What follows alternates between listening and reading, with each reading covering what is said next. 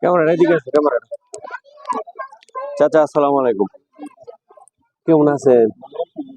জি আলহামদুলিল্লাহ। আপনি তো এই বয়সে এই যে রোজা রাখছেন, ইফতারি করবেন ইনশাল্লাহ। তো চাচা আপনার দেশের বাড়ি কোথায়? এই বাদুয়ারচর গেট বাজার। তো আপনার কি ছেলে মেয়ে নাই? এই যে এই বয়সে যে ধনিয়া পাতা এগুলা বিক্রি করেন, এগুলা বিক্রি করে কয় টাকা লাভ হইব? এটা দিয়ে বাসা ইফতারি নিতে পারবেন? নিজের খরচ ছেলে মেয়েরা দেয় না? ভিন্ন।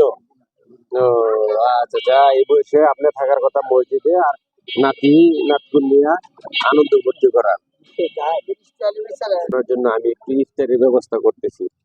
চাচা আপনি ভালো থাকবেন, আপনি ভালো থাকবেন। একটা হাসি দেন। গোনা হয়, হজে যাওয়ার সময় ঠিকই ছবি উঠান।